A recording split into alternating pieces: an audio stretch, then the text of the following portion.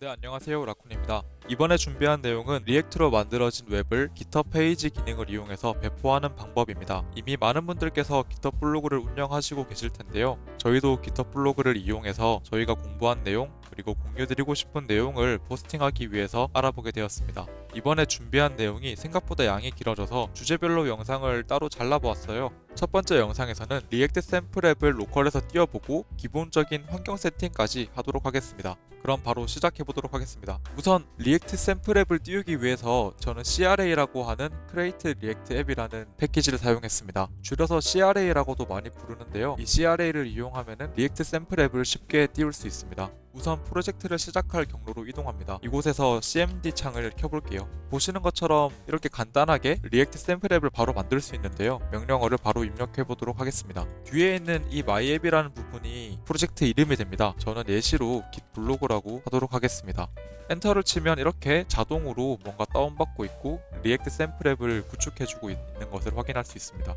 시간이 좀 걸릴 텐데요. 잠시 기다리면 이렇게 완성됐다고 메시지가 뜹니다. 이 경로로 이동해서 이런 명령어들을 입력할 수 있다고 하는데요. 우선 해당 경로로 이동하도록 하겠습니다. 해당 경로로 이동한 뒤에 npm start를 입력해 보겠습니다.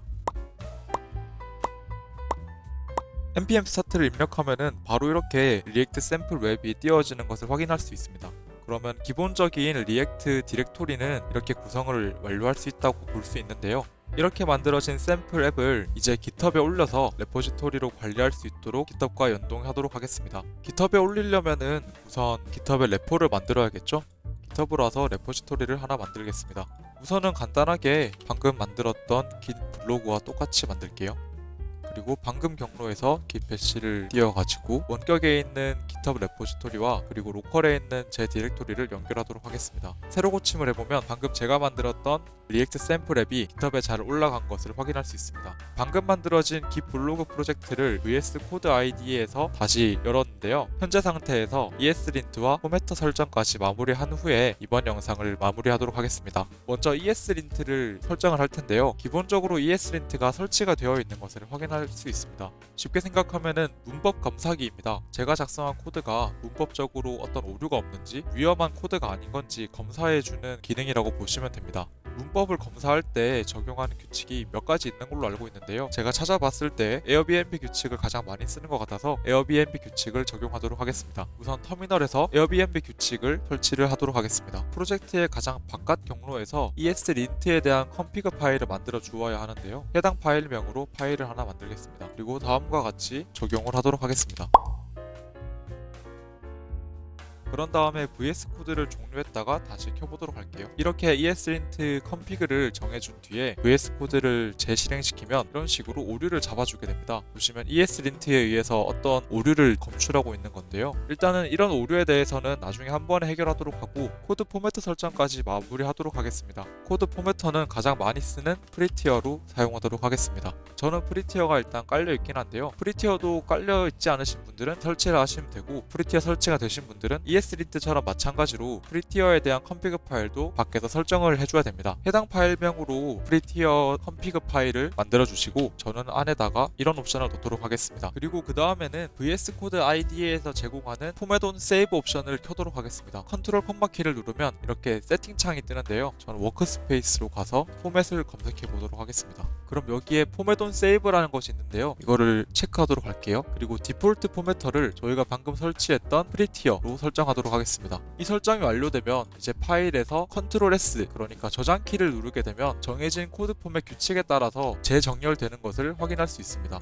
이렇게 코드 포매터를 이용해서 모든 코드의 포매팅 규칙을 맞추게 되면 코드 가독성도 올라가고 그리고 협업을 할 때에도 이런 포맷에 의해서 불편한 경우가 많이 사라지기 때문에 코드 포매터와 오토세이브는 웬만하면 켜주시는 게 좋은 것 같아요. 이렇게 ESLint와 포매터 설정을 해줬는데요. 그런데 ESLint와 포매터 둘 다 제 코드를 검사하는 친구들인 거잖아요. 그래서 특정 부분에 대해서는 충돌이 나는 경우가 있을 수 있습니다. 그래서 추가적인 설정이 필요한데요. 우선 패키지를 하나 더 다운받아 주겠습니다.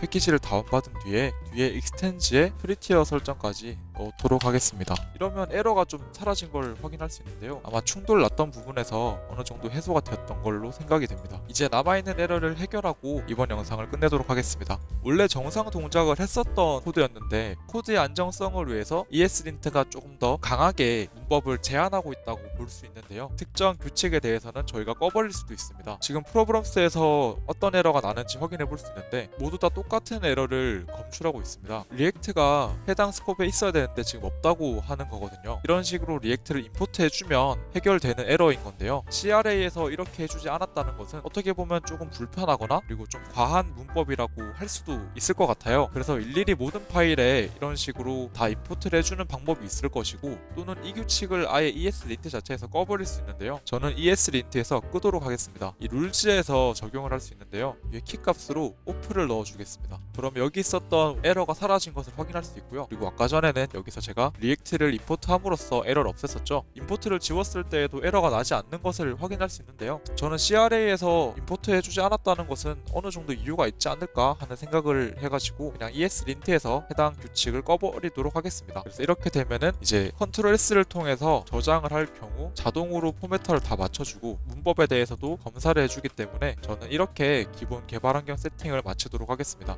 포매터를 잘 맞춰주는지 테스트 한번 해볼까요? 일부러 지저분하게 만들어 볼게요. 여기서 아무것도 안 하고 컨트롤 S만 누르면 이렇게 다시 포매터 규칙에 맞춰서 바로 정리가 되는 것을 확인할 수 있습니다. 이번 영상에서는 CRA를 이용해서 샘플 리액트 앱을 만들었고요. ESLint와 포매터를 적용을 해가지고 기본적인 개발 환경을 세팅했습니다. 다음 영상에서는 오늘 로컬에서 띄워보았던 리액트 샘플 웹을 GitHub Pages 기능을 이용해서 웹사이트에 배포해가지고 웹에서 바로 접속을 해보도록 하겠습니다. 그럼 다음 영상에서 바로 이어서 진행하도록 하겠습니다. 감사합니다.